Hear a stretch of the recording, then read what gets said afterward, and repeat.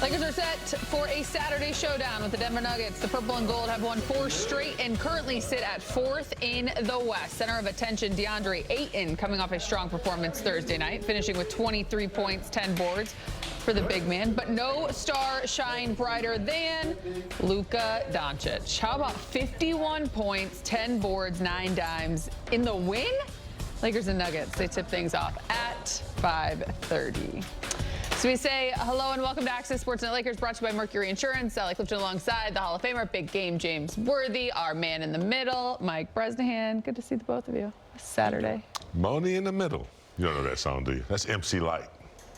Not familiar with his work. MC Light, man. She's a Worthy legend. Wisdom. Worthy Wisdoms. That should be a new segment, actually. It was. You weren't here that day. Gosh. Ali, I can't tell you how much I've learned from James musically over the years. During commercials, he'll play a little song. I'll try to guess what it is. I'm wrong most of the time, but then I'm educated after that. So it's always wanted to be a DJ, man. Yeah. Really? It's not too late. Radio, yeah. All my friends said, you have the face for radio. You should go for it. They were lying to you. You've been on TV for like 30 years. I love radio, but you know, here I am. You know, but you Rony guys. Cycley's a DJ. Yeah, and like a global, worldwide one. That could be not you. just any. Shaq, another major DJ, got clubs all over the world. I saw him live. He's got a lot. I mean, it's in crazy. Vegas, right? No, Chicago. Lollapalooza. I saw Diesel. Crazy, Yep. right? He was really good. That's what I want to be like. My first year here, fun fact, he taught me about Liz Potato. That's right. Big game dropping all the knowledge.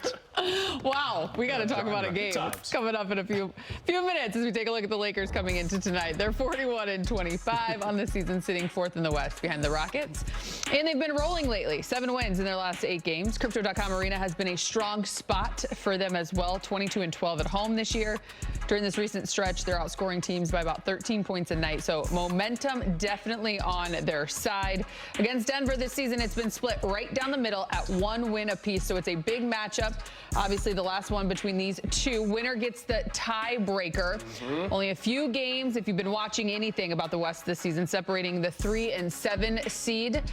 When comparing the loss to the Nuggets not too long ago on March 6th, big game, what do you want to see differently tonight to get a better result? Let's see. Last time they played, I think they played them pretty well. Yeah. Played them pretty down. I think Jokic hit some big shots down the stretch. You know, look, Denver has everybody back now. Yeah. No Aaron Gordon in that game. No Peyton Watson. They got Murray, Braun, Johnson, Gordon. Those guys, kind of like us, they've only played like 13 games together, so they're rolling pretty good right now. They're scoring well. They're the #1 league in the team and scoring about 120 a game. You know, they shoot the 3 ball pretty good at 39%. So they're good. 49% from the field. I want to see the Lakers match that.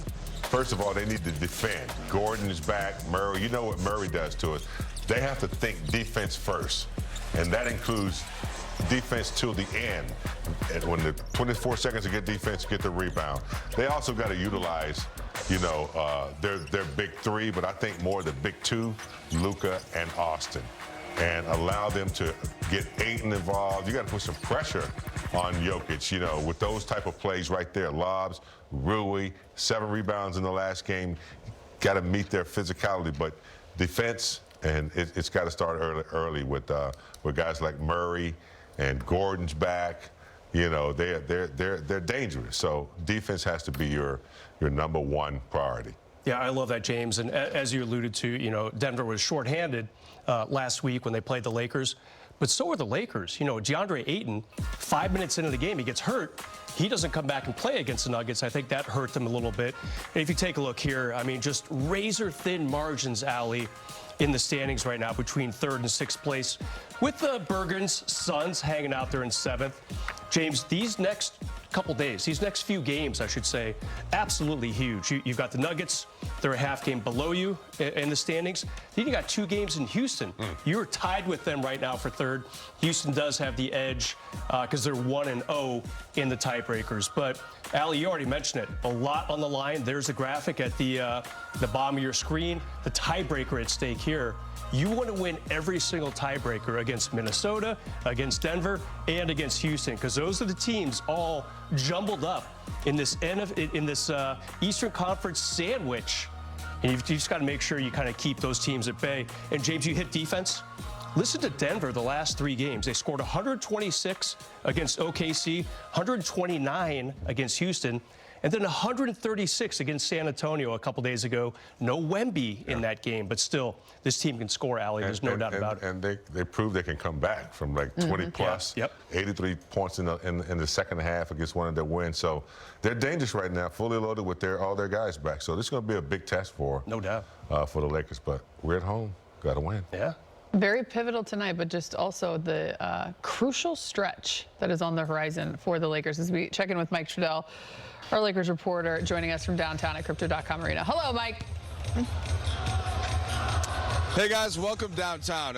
Look, that was an excellent start to the show from you guys that really played into exactly what I wanted to ask JJ Redick, which is just how different is Denver when Aaron Gordon is in the lineup? And look, I mean, we know some of this ourselves. We have seen playoff series in which Gordon is absolutely pivotal, maybe second to Nikola Jokic. Now, you have the argument for Jamal Murray, of course, who's a fantastic player, but Gordon kind of allows them to have Jokic at the 5 defensively because he's so great at helping at the rim. He can do a lot on offense. He's shooting the basketball a lot better. So that's how JJ Redick described things. What is Aaron Gordon in terms of importance level for Denver, because the Lakers have yet to see him this season? Here's JJ. He's a fantastic basketball player on both ends. I think his size, whether it's in the dunker or whether it's trying to duck in against smaller players. I mean, we've seen this now for several years. Just his diversified skill set, and started out the year shooting at really high volume, over 40%.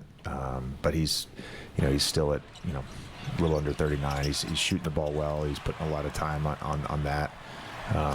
And then defensively, he's along with Jones and Brown, Christian, not Bruce.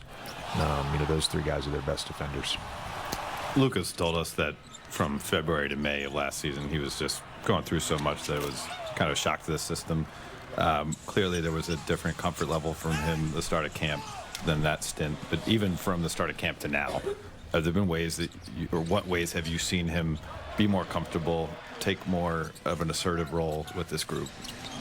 Yeah, he's. I think the way that he's navigated this season, given all of the things that he's going through, and having to take a plane to Slovenia to be there for the birth of his daughter, come back, meet us in Philly, some bumps and bruises that he's played through, our injuries. He's been at the forefront of everything we've done and everything that we've had success with. He's been at the forefront. I mean, he's really done a fantastic job of leading this group. Yeah, guys, so you think about just the narratives about the NBA, and we all cover it, we all follow it, and there was a lot of talk about Jaylen Brown and kind of not being discussed enough in the MVP conversation. I'm not sure I agree with that. He's certainly been part of the conversation. Well, how about Luka Doncic? The Lakers are up to 3rd this last week in 4 games, averaging 40 and 10, making 6 threes per game as the Lakers rise up a little bit in the standings. So that might be the name now, just in terms of not being discussed as much in the narrative. Redick referred to this after the last game, but Luka has been absolutely on fire, and that's helping the Lakers win a lot of games of late. Indeed, and sometimes that's all that matters, that we know who the MVP is. Mike, we appreciate it. We'll talk to you coming up later in the show. Lakers and Nuggets tip things off at 5:30. LeBron James getting warmed up. He made his return last game after missing 3 straight, finished with 18, 7, and 7 in the win. Coming up, we'll hear what the league's all-time leading scorer said about finding a way to fit in after making his return to the lineup. Plus, Austin Reaves is